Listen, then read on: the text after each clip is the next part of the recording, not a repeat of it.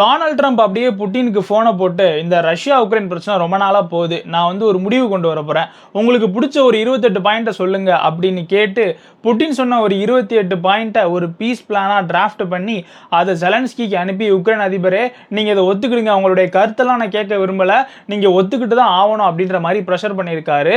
ஜெலன்ஸ்கியுமே என்ன சொல்லியிருக்காரு அப்படின்னா, நமக்கு 2 ஆப்ஷன் தான் இருக்குது. ஒன்று, நம்ம கண்ணியத்தையும் நம்மளுடைய நாட்டையும் இடத்தையும் விட்டு கொடுத்து இந்த பீஸ் பிளானுக்கு ஒத்துக்கிடணும், இல்லைனா நம்மளுடைய நெருங்கிய நட்பு நாடான அமெரிக்காவுடைய நட்பை விட்டு கொடுக்கணும். இந்த 2 வழி தான் நமக்கு இருக்கு அப்படின்ற மாதிரியான ஒரு அந்தோ பரிதாபமான பேச்சை அவங்க மக்கள் கிட்ட அட்ரஸ் பண்ணியிருக்காரு. அப்போ டொனால்ட் ட்ரம்ப் எந்த அளவுக்கு பிரஷரை புட்டினுடைய அந்த ஒரு வார்த்தையை நீ ஒத்துக்கிட்ட அப்படின்னு ஜெலன்ஸ்கியை பிரஷர் பண்ணியிருப்பாரு அப்படின்றத நம்ம இதுல இருந்து புரிஞ்சுக்கிடலாம்.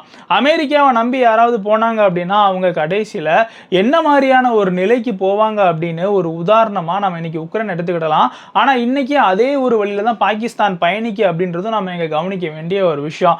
அதாவது இதுவரைக்கும் ரஷ்யா பிடிச்ச பகுதி ரஷ்யாவுக்கு தான், ரஷ்யாவுக்கு எதிராக நீ நேட்டோவில் சேரக்கூடாது, உனக்கு வந்து அணு ஆயுதத்தெல்லாம் நான் கொடுக்க மாட்டேன், புட்டின் கிட்ட அணு ஆயுதம் இருக்குன்னு உடனே உன்னாலலாம் வாங்க முடியாது, வெளிநாட்டில இருந்து உக்ரைன் ராணுவத்தில் சேர்ந்து ரஷ்யாவுக்கு எதிராக போராடினவங்க எல்லாம் ராணுவ பதவியை வித்ட்ரா பண்ணிட்டு போயிடணும், போர் ரீதியாக கைது பண்ணி வச்சிருக்காங்கல்ல அவங்களெல்லாம் விடுதலை பண்ணி எல்லாருக்கும் பொது மன்னிப்பு கொடுக்கணும் அப்படின்னு ஏகப்பட்ட விஷயம் ரஷ்யாவுக்கு சாதகமா இந்த ஒரு பீஸ் பிளான் டொனால்ட் ட்ரம்ப் கொடுத்திருக்காரு.